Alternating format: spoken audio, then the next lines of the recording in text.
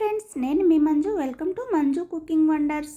ఎప్పుడైనా మనకు చల్లగా క్రీమీగా తినాలనిపిస్తే ఇలా ఫ్రూట్ కస్టర్డ్ చేసి పెట్టండి. పిల్లలు పెద్దలు అందరూ ఎంజాయ్ చేస్తారు. కొంతమంది పిల్లలు ఫ్రూట్స్ ఇష్టపడరు కదా, వాళ్ళకి ఇలా చేసి పెట్టండి, చాలా ఎంజాయ్ చేస్తూ తింటారు.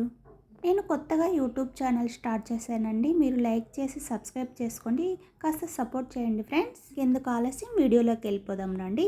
ఒక మందపాటి గిన్నెని తీసుకొని అందులోకి 4 కప్పుల మిల్క్ని యాడ్ చేసుకుంటున్నాను. ఈ 4 కప్పులు వచ్చేసి 1 లీటర్ అండి. నేను వాటర్ ఏమీ కలపలేదు. ఫుల్ క్రీమ్ మిల్క్ తీసుకోనండి, చాలా బాగుంటుంది టేస్ట్.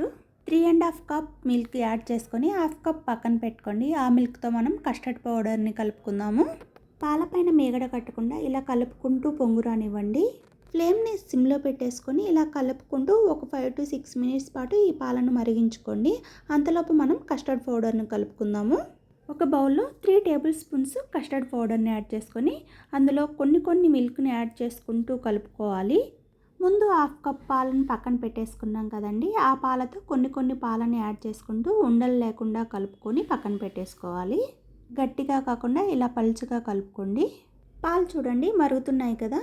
ఇలా పాలు ఒక పొంగు వచ్చి మరగడం స్టార్ట్ అయిన తర్వాత కలిపి పెట్టిన కస్టర్డ్ మిశ్రమం ఇందులో వేసుకోవాలి. ఇందులో పోసే ముందు ఒకసారి కలుపుకోండి, లేకపోతే కస్టర్డ్ అంతా అడుగున ఉండిపోతుంది. పోసిన వెంటనే కలిపేసుకోండి, లేదంటే ఉండలు కడుతుంది. ఈ కస్టర్డ్ అంతా పాలలో కలిసేలాగా కలుపుకొని ఇప్పుడు ఇందులో 1/3 కప్ అంటే 1/2 కప్ కంటే తక్కువ, 1/4 కప్ కంటే ఎక్కువ షుగర్ను వేసుకోవాలి. మీరు స్వీట్ ఎక్కువ తినే వాళ్ళైతే 1/2 కప్ వరకు యాడ్ చేసుకోవచ్చండి. కానీ కస్టర్డ్ మైల్డ్ స్వీట్తో ఉంటేనే బాగుంటుంది. మా పిల్లలకైతే ఇలా ఉండడమే ఇష్టము. ఇలా కలుపుకుంటూ ఇది కాస్త చిక్కబడేంత వరకు కలుపుకోవాలి.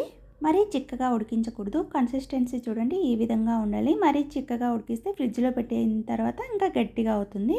తర్వాత స్టవ్ ఆఫ్ చేసి దీన్ని పూర్తిగా చల్లారనివ్వాలండి. ఇందులోనే కొద్దిగా వెనిలా ఎసెన్స్ కూడా వేసుకోవచ్చు. కాకపోతే మా పిల్లలకి ఎక్కువ ఫ్లేవర్ ఇష్టం లేదండి.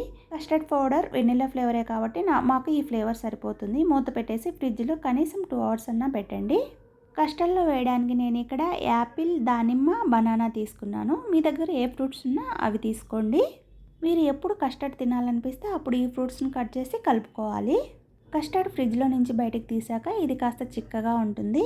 మీరు కస్టర్డ్ వేసినప్పుడు ఇంకాస్త ఎక్కువ ఉడికించి ఫ్రిడ్జ్లో పెట్టిన తర్వాత ఇంకా గట్టిగా అయితే టెన్షన్ పడాల్సిన అవసరం ఏం లేదండి. మరికొన్ని పాలను యాడ్ చేసుకుంటే సరిపోతుంది. నేను మార్నింగే కస్టర్డ్ని ప్రిపేర్ చేశానండి. ఈవినింగ్ పిల్లలు వచ్చేలోపు ఫ్రూట్స్ని కట్ చేసి కలుపుకుంటాను. మనం తినే ముందు ఒక బౌల్లో కస్టర్డ్ని యాడ్ చేసుకొని అందులో యాపిల్, బనానా, పొమోగ్రానేట్ వేసుకొని మళ్ళీ దానిపైన కస్టర్డ్ని యాడ్ చేసుకోండి. ఇలా లేయర్స్లా వేసుకోండి. తినేటప్పుడు చాలా బాగుంటుంది. ఇందులోనే మీరు డ్రై ఫ్రూట్స్ కూడా యాడ్ చేసుకోవచ్చు. ఫ్రూట్స్ కలిపిన తర్వాత మీకు టైం ఉంటే ఒక 1/2 hour ఫ్రిడ్జ్లో పెట్టుకొని తినండి, ఇంకా బాగుంటుంది చల్లగా. మీకు ఈ వీడియో నచ్చినట్లయితే ప్లీజ్ లైక్ చేసి సబ్స్క్రైబ్ చేసుకోండి ఫ్రెండ్స్. మీ ఫ్రెండ్స్కి, రిలేటివ్స్కి షేర్ చేయండి. పక్కనే ఉన్న బెల్ గంటను కొట్టడం వల్ల నేను పెట్టే వీడియోస్ మొదటగా మీకే నోటిఫికేషన్ వస్తాయి. మీరు ట్రై చేసి ఎలా వచ్చిందో కామెంట్ సెక్షన్లో కామెంట్ చేయండి. ఇలాంటి మరెన్నో సింపుల్ అండ్ టేస్టీ రెసిపీస్తో మళ్ళీ కలుద్దాం. Bye. Thanks for watching friends.